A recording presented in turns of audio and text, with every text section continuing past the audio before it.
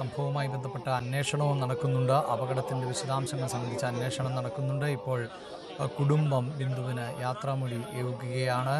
വിശദാംശങ്ങളുമായി ഡാനി ചേരുന്നുണ്ട്. ഡാനി, ഇപ്പോൾ ഈ നേരത്തെ പ്രതിപക്ഷമൊക്കെ ഉന്നയിച്ച അതേ ആരോപണം തന്നെയാണ് ബിന്ദുവിൻ്റെ കുടുംബവും ഉന്നയിച്ചത്. ഇതൊരു അനാസ്ഥയുടെ ഫലമായുണ്ടായ മരണം എന്ന് തന്നെ പറയാം. മകളുടെ ചികിത്സയ്ക്ക് കൂട്ടിരിപ്പിന് പോയ ആ അമ്മ മരണപ്പെടുന്ന സാഹചര്യമുണ്ടാകുന്നു. നേരത്തെ കുടുംബവും ഇത്തരത്തിൽ വലിയ വീഴ്ചയെക്കുറിച്ച് തന്നെയല്ലേ സംസാരിച്ചത്?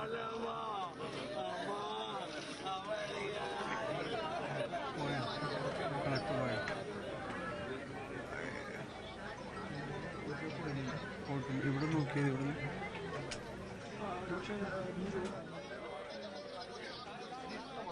അപ്പുറത്തേക്ക് കോട്ടയത്ത് കെട്ടിടം തകർന്നു വീണ് മെഡിക്കൽ കോളേജിൻ്റെ വാർഡിൻ്റെ ഭിത്തി തകർന്നു വീണ് അപകടമുണ്ടാവുകയും ആ അപകടത്തിൽ മരണപ്പെടുകയും ചെയ്ത ബിന്ദുവിന് അന്ത്യാഞ്ജലി അർപ്പിക്കുകയാണ് നിരവധി ആളുകൾ. പൊതുദർശനത്തിന് വെച്ചിട്ടുള്ള മൃതദേഹത്തിൽ നൂറുകണക്കിന് ആളുകളാണ് അന്ത്യോപചാരം അർപ്പിക്കുന്നത്. കുടുംബത്തിന് താങ്ങാനാവാത്ത വേദന കുടുംബത്തിൻ്റെ പ്രധാന ആശ്രയം ആയിരുന്നു. 2 കുട്ടികൾ, അതിൽ മകൻ്റെ വിദ്യാഭ്യാസത്തിന് ശേഷം മകൻ ജോലിയിൽ പ്രവേശിച്ചതേയുള്ളൂ. മകളുടെ വിദ്യാഭ്യാസവും പൂർത്തിയായിട്ടില്ല. അങ്ങനെ ഒരു കുടുംബത്തെ സംബന്ധിച്ചിടത്തോളം അവരുടെ ആശ്രയം കൂടിയാണ് ഇല്ലാതായിട്ടുള്ളത്. ബിന്ദുവിൻ്റെ സംസ്കാര ചടങ്ങുകൾ 11 മണിക്കാണ് നിശ്ചയിച്ചിരുന്നത്. 12 മണിയോടുകൂടി സംസ്കാര ചടങ്ങ് നടക്കും എന്നുള്ളതാണ് വിവരം. ഡാനി, നിരവധി ആളുകൾ ഇപ്പോഴും എത്തിക്കൊണ്ടിരിക്കുന്നു. പ്രത്യേകിച്ച് രാഷ്ട്രീയ നേതാക്കൾ അടക്കമുള്ളവരൊക്കെ എത്തുന്നുണ്ട്. പലരുടെയും പ്രതികരണത്തിൽ നിന്ന് അവിടേക്ക് പുറപ്പെടുന്നു എന്ന് മനസ്സിലാക്കാൻ സാധിക്കുന്നുണ്ട്. എന്താണ് വിവരങ്ങൾ?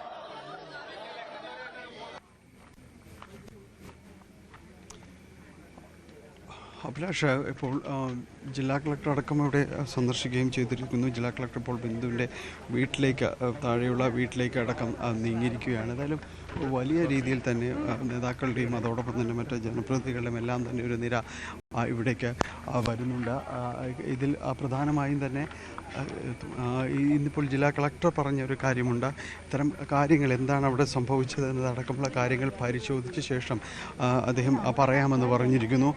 റിപ്പോർട്ട് നൽകാനായിട്ട് ചുമതലപ്പെടുത്തിയിരിക്കുന്നത് ജില്ലാ കളക്ടറെയാണ്. അപ്പോൾ ജില്ലാ കളക്ടർ അത് സംബന്ധിയായ കാര്യങ്ങളിൽ റിപ്പോർട്ട് അടക്കം നൽകുന്നുണ്ട്. കുടുംബവുമായിട്ട് സംസാരിക്കും.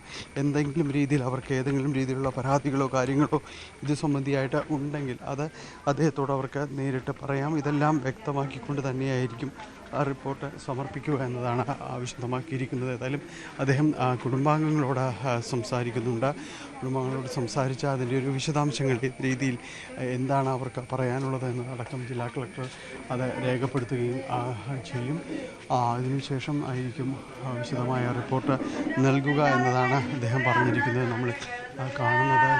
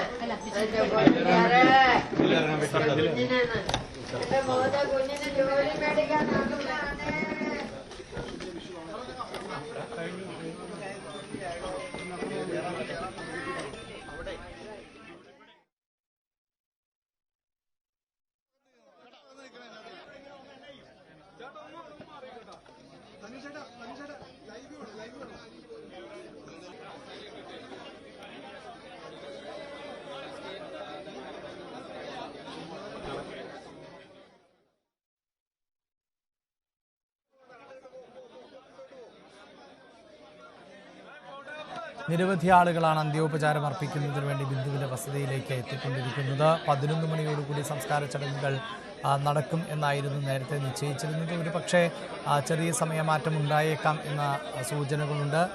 കുടുംബാംഗങ്ങൾ ഒന്നടങ്കം വലിയ വേദനയോടുകൂടിയാണ് ബിന്ദുവിന് യാത്രയയപ്പ് നൽകുന്നത്. അപ്രതീക്ഷിതമായ ഒരു അപകടം എന്ന് തന്നെ പറയാം. ഒരിക്കലും പ്രതീക്ഷിക്കാത്ത ഒന്ന്. പ്രത്യേകിച്ച് മകളുടെ ചികിത്സയുമായി ബന്ധപ്പെട്ട് കൂട്ടിരിപ്പിന് വേണ്ടി പുറപ്പെട്ടതായിരുന്നു ബിന്ദു. അവിടെയാണ് ബിന്ദുവിന് ഇത്തരത്തിൽ ഒരു അപകടം സംഭവിക്കുന്നത്. കുടുംബം ഒരിക്കലും പ്രതീക്ഷിക്കാതിരുന്ന ഒരു അപകടം, അതും വലിയ അനാസ്ഥയുടെ ഇരയായി ബിന്ദു മാറുന്ന സാഹചര്യം ഉണ്ടാകുന്നു.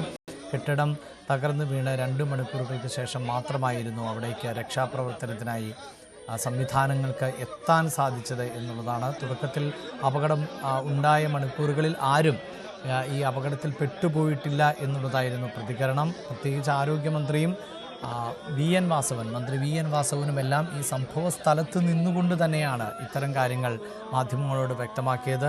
അപകടത്തിൽ മറ്റാരും പെട്ടുപോയിട്ടില്ല, ഈ അപകട സ്ഥലത്ത് നിന്ന് നേരത്തെ തന്നെ ആളുകളെ ഒഴിപ്പിച്ചിരുന്നു എന്നുള്ളതായിരുന്നു ആ പ്രതികരണം.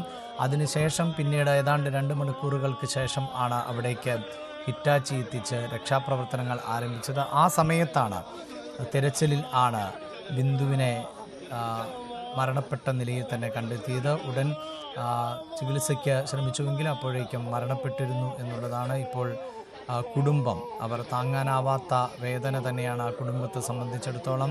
മകനെ ദൃശ്യങ്ങളിൽ കാണാൻ സാധിക്കുന്നു. മകൻ ജോലിയിൽ പ്രവേശിച്ച് ആദ്യ ശമ്പളം ലഭിച്ചത് അമ്മയ്ക്ക് നൽകുന്നതിന് മുമ്പാണ് അമ്മ യാത്രയായത് എന്നത് വലിയ വേദനയാണ് ആ കുടുംബത്തെ സംബന്ധിച്ചിടത്തോളം.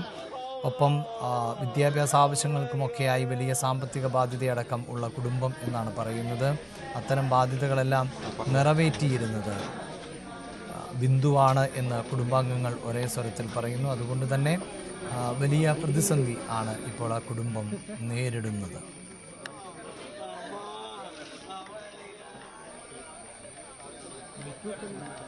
ഡാനി ഇപ്പോൾ തുടരുന്നുണ്ട്. ഡാനി, 11 മണിയോടുകൂടി സംസ്കാരം എന്നതായിരുന്നല്ലോ സൂചിപ്പിച്ചിരുന്നത്. എന്താണ് ഇപ്പോഴത്തെ ഒരു സാഹചര്യം?